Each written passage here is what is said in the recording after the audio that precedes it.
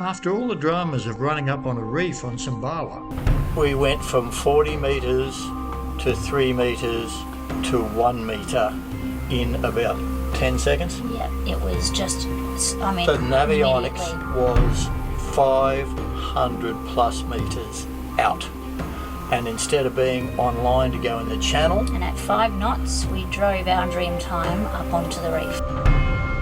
We were very happy to now be secure on a mooring at Medana Bay Marina and just chill for a while. We've come to really like this place and enjoyed exploring the local area. In this episode, I also sat down with Peter, the marina owner, for a very interesting chat. We'll do something, but all you have to do actually is when you get your permits, just make a wooden jetty, have a toilet block, which is what we have over there, and make sure you've got cold bintang. He says, very important, you have cold bintang, because these people who come up from Australia, they want a cold bintang. He knows sailors very well, obviously. Yes. Stick around, we think you'll enjoy it. This is Indonesia, Australia's near neighbour, yet with many parts that feel as remote as anywhere on Earth. This nation of over 17,000 islands, a melting pot of 1,300 distinct ethnic groups and cultures, is where we plan to explore. Transportation methods can be limited in these far-flung places, but we have our Dreamtime, not only our means of travel, but also our floating home. We invite you to sail along with us on our 41-year-old ketch as we set out on an adventure of a lifetime. Welcome to Season 4, Dreamtime in Indonesia.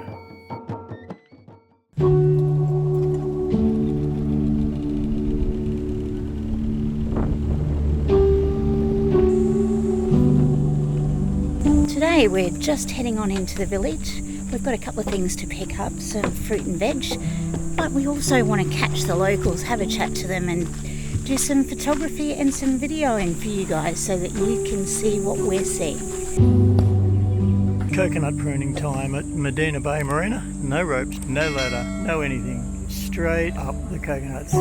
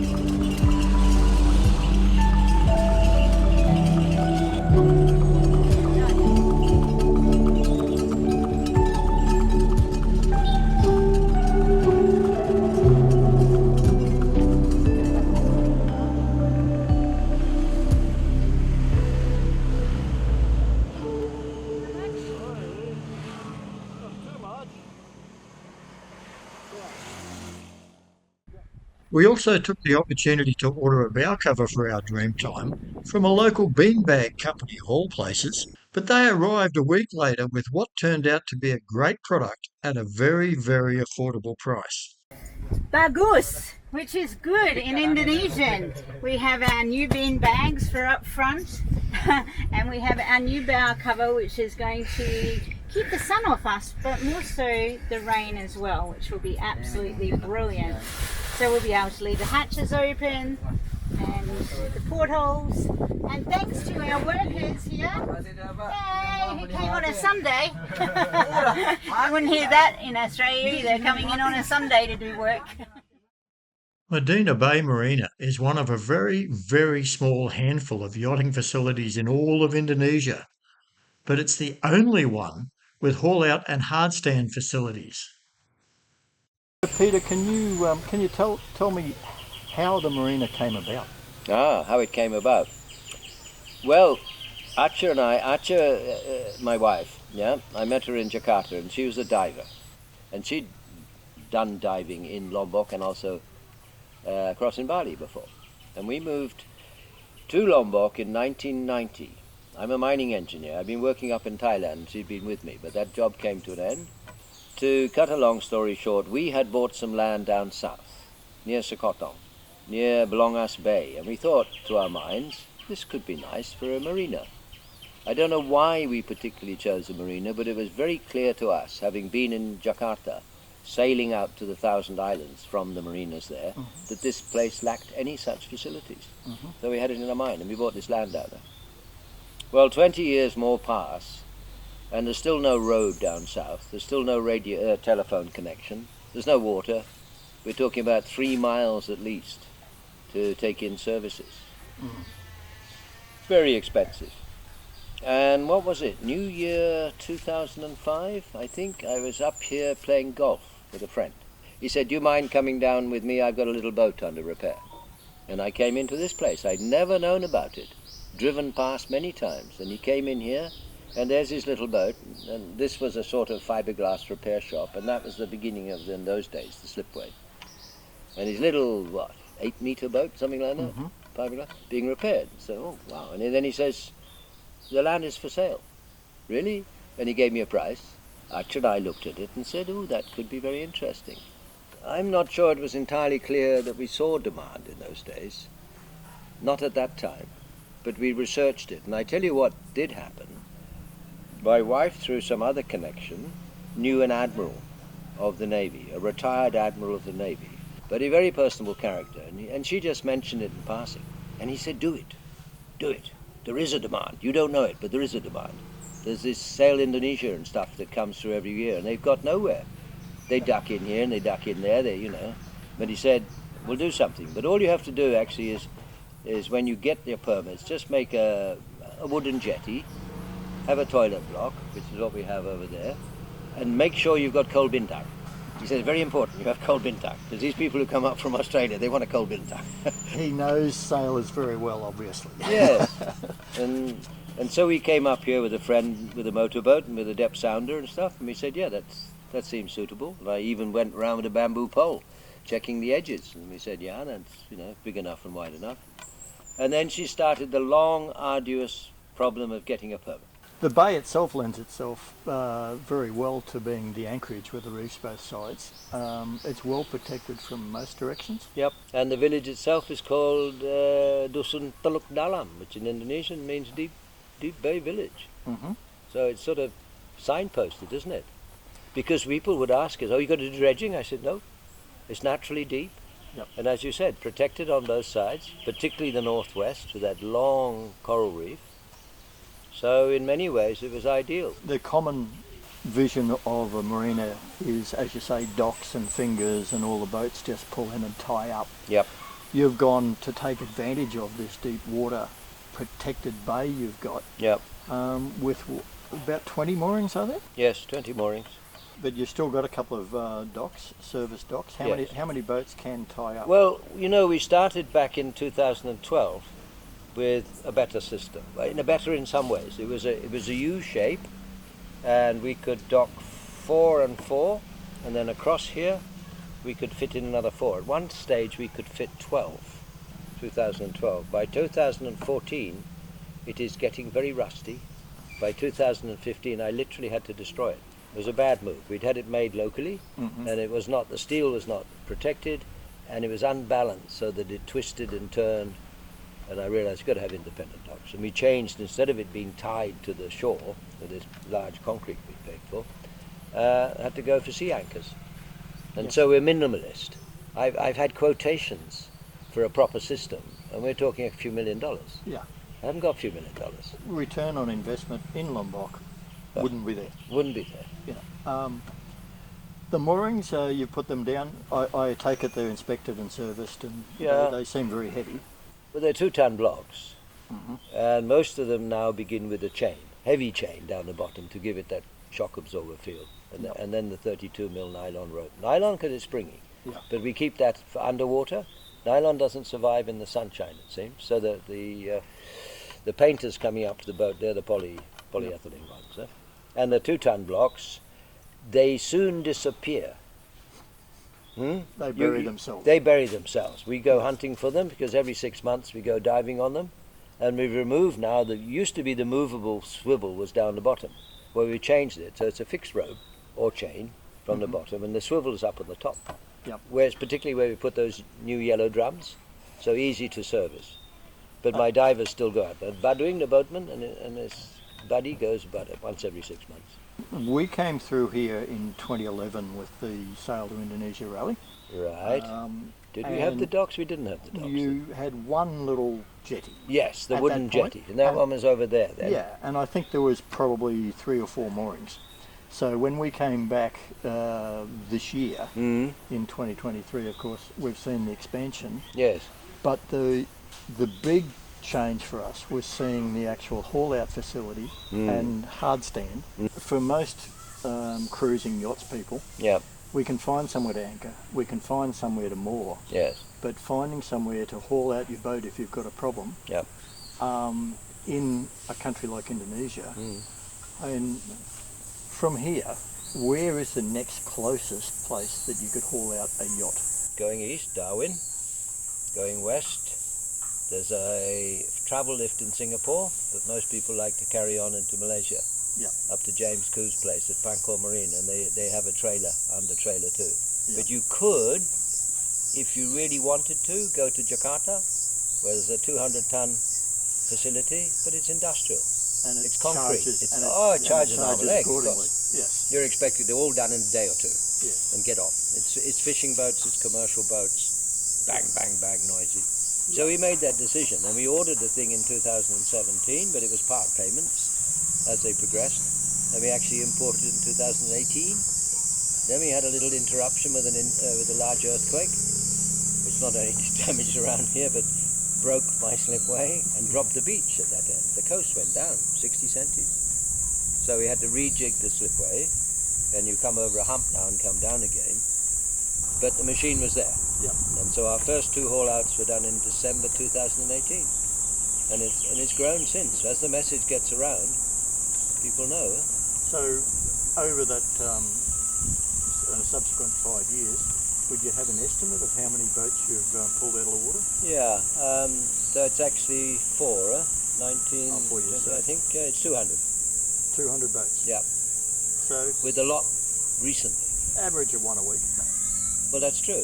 Yeah. We look at the long term, and providing employment, we use about 12 people from the village working on boats. And that's improved relationships with the village. Because say having a cafe and hotel, they come from nearby but not immediate to this village. Whereas the guys who work on the boats, fiberglassing, sanding, even doing all sorts of stuff, they all come from the village, and that's improved relationship. And having said that, once you're here, many people don't want to stay on their boat on the hard. They will then use the hotel. They'll come in here and eat and drink. So there's side benefits. It's created a significant economic impact for this little area. For this little area, yeah. What's the capacity of your hardstand? How many boats could you hold? Well, I've enlarged it this year. In March, April, I enlarged that extra bit to the west, 45 boats, I think. Okay. And we've got about 35 up there now. And we've grown, we made more cradles, made more boat stands. Now, you touched on the services, that you've got people from the local village and everything that can do boat maintenance. Yeah. But what has surprised me this visit is the level of work that's being done, particularly by some of the mechanics that come down and work here. Oh, yes. I mean, So their reputation now with the cruisers is incredibly high. Is it? Yes. Both Hendro and Agok? Both. They're very, very satisfied with the work they've done. Most people are shocked by the bill. So low. And shocked in a good way. Yes. No, they're very reasonable. Because they're offering you local rates. They're not jacking it up because you're a foreigner with an expensive yacht. We've had some fiberglass work done on the boat, arranged through your office. Through our And I think the day rate from memory was 400,000 rupiah a day for labour. Yes, and that's a good labour. That's the skilled labour. And that's the skilled labour. Basics 300. You know, around $30 Australian a day. $30 a day. Not half an hour. Whereas in the marine industry at Australia at the moment, the average is about $2 to $2.50 per minute. Oh, really? Yes. You're looking at $120 to $150 an hour, and probably a wait of 6 to 12 months to get your work done. Yes, that's the problem, isn't it? And so we could jack up our rates, you're saying, but still be reasonable. I think. But I don't. I'm not suggesting you do. I know. We don't have to. The boys are happy. We keep on bumping up their rate a bit. We have a cut on the top, of course, for organising it and knowing the people. Absolutely, but as you it's should. not too much. Have you got any intentions to sort of expand the range of work that can be done here? At the moment, as you know, we call on outsiders. That's the mechanical engineer. Yeah. Two of them, but both Mahendra and Agok are both on the mechanical and diesel and stuff like that. And then there is a very good workshop in town that does lathe work, things like that. So I sometimes take things off the boat and take them down there. Like what's his name, Walter? Yes. He had these bent shafts, and he was trying to replace them with 316 aluminium. I had no idea we could get it. You can order it from Jakarta, very long time. Here we have 305 for kitchenware and stuff. Right? So I said, go and talk to Pa Afuk, the Chinese guy who runs a good workshop. So he took them down there, and Afuk convinced him, I can straighten them, I can put them out. Why buy new? The next time you bump something, your new ones will get bent as well. And they're back in the boat now. They're back in the boat now. I mean, the boat's only been out of the water a couple of weeks. That's right. And I think, was telling me he's going back in hopefully about 3 days. I hope so. He's gone off surfing or something. I hope you come back and say, can we go back in the water? The haul-out capability, though, also has some safety ramifications. Yes. On this year's wonderful Sail to Indonesia rally, there was a catamaran that actually hit a log at sea at night. Yes. And did a lot of damage. Yeah, and that wasn't too far from Ambon. Yes, up Wakatobi way somewhere. And they made it all the way here, hauled out and got their boat repaired. There was really no option to go anywhere else, was there? No, the log got jammed. This is a catamaran. Yes. It got jammed. It damaged the port forward hull, and then it got skewed underneath and damaged the stern of the starboard hull quite significantly, and banged up their rudder and everything. So we got this message. We said, well, come here first and we'll dive. Well, not dive. Inspect your boat underneath and make sure you're the right size, and we can pull you out, which we did. And then we fixed it up. So, what is your capacity-wise with the haul-out? How heavy a mono could you do, for instance? Well, I generally stop at about 20 tons. And the reason being, not the capacity of the trailer, which is rated to 38 actually for transporting around. It's the weight of my John Deere four-wheel drive. It's a four-wheel drive tractor. Plenty of power, 155 horsepower in there, 16 gears, forward and reverse. It slips on the slipway. Right. And I made the slipway at 1 in 7. At Rudberg's, that's the people who made the trailers, at their recommendation. They said if you go shallower than that, you begin to drown your tractor. Right. Which I don't like. I mean, put it in the water quite a long way anyway, but I don't want it to be underneath the chassis getting wet with seawater. The trailer's designed for it. And if you build it steeper, well, it's too steep, so don't. Yeah. So it's at 1 in 7, and I run out of traction. Putting black rubber on the slipway, which is expensive. And I had one 25-ton boat that definitely wanted to pull out. Said, can you help me? And it was at the time that I was thinking of getting an excavator in to extend the hardstand. So he latched the excavator onto the front and pulled her up very easily. You don't need it for splashing. putting her back in the water, transporting around fine. Because, you know, going down slowly is not a problem. Then you hit the water and then you stop. Yeah. Catamarans, how big a catamaran can you haul? Oh, the width limitation, absolute width limitation would be 12 wide. But that's a big cat. I mean, you look at Tropic Dancer over there. She's a big cat. Yeah. Well, she's 15 meters long, 7.5 wide, and about 15 tons. I haven't yet had to say no to a catamaran for weight. I had to say no to a catamaran for the design. Right. Last year we had an outre-mer with a sailing group. I forget what it was. Well, the Odyssey, I think it was, or something before. And he was an outre-mer 55. I don't have the length underneath, because he needed that. Because then I had an outre-mer 45 come along. I don't want to handle you, sir. I'm worried, because the last time we tried to pick up the outre-mer, it creaked and groaned, and he said, put it back in the water fast. Oh, he said, mine's shorter. Come and look. And we measured up. Okay, I can do you. And it was no problem at all. Right. And that Manuka over there is a lovely Eric de Rouge, the one with the copper base, boat. And surprisingly, that is not so long, about 15, but very wide, 8.5 wide. Then it's okay. But my absolute limit would be 12 meters wide. I doubt I'd take more than a 10 meter. Say a 20 by 10. But if she's more than 20 tons as well, then we're in problems. Yeah. But size-wise, 20 by 10. So, what's the future hold for Medana Bay Marina? Well, one, as I said, I'd like to improve the ability to pull out larger boats, use an excavator or something as an adjunct vehicle. But probably we in the past have looked for joint venture partners, because we own something like 7.5 hectares, 18 acres of land, which was always bought with the idea that someday it would become a resort. And it's the land sales and the servicing of the hotel or the villas or sales of that will get you your return on the marina. Because to fit out the marina properly, we took $10 million. I don't have $10 million. I don't intend to borrow it from the bank either. We could see the future of this place. If somebody wants to come in and offers us the right price, we will sell outright to see it develop. Because otherwise it won't develop. You know? And I mean, there's so much scope for a full chandlery. Yes. And if people know that, I mean, the numbers are growing now, aren't they? So we're beginning. My daughter works on it, and she buys in spare parts of certain types, so that we have some stock. And she can get a handle on getting more stock now and again. That is one of the difficulties with Indonesia, is getting parts, but more so, I guess, for the haul out, even down to having your anti-foul available here, having your ablaters, your sanders, all of that sort of thing. Sure. But it goes beyond that. It goes beyond all these little spare, Water maker? Do you think anybody's got a water maker around here or spare parts for them? Of course not.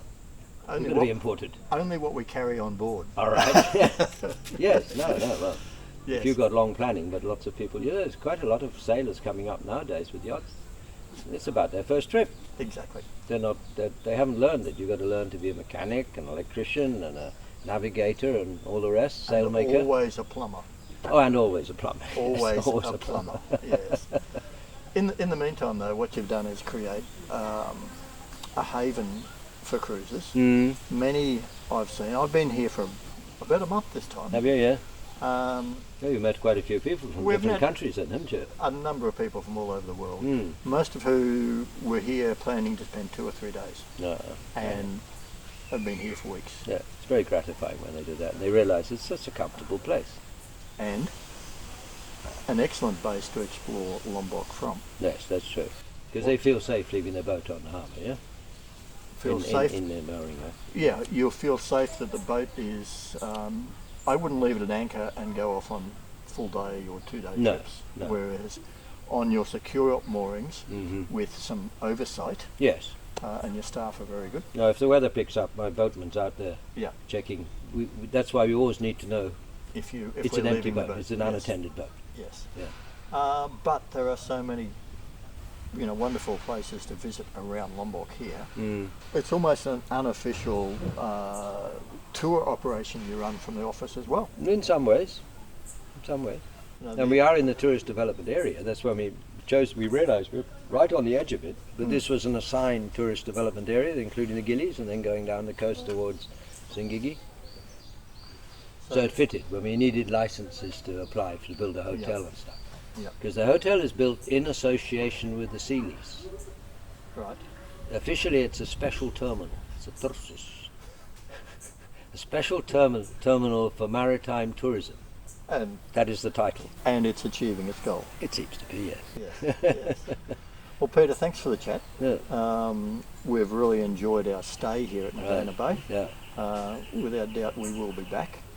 We did rub up against a reef over in Sumbawa a couple of weeks ago, but fortunately diving under it, we headed straight back here because we thought if we have to haul, this is the place to be. Right.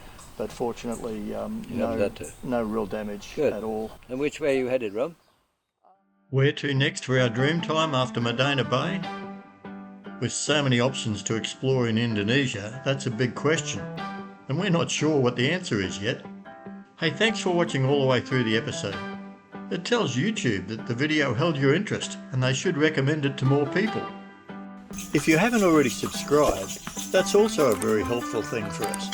And while you're there, click the bell button so you don't miss any of our episodes. Lastly, a massive thank you to those that have provided extra support by joining our Dreamtime Sail virtual crew through Ko-fi or Patreon. You're the guys and girls who float our boat and keep us motivated.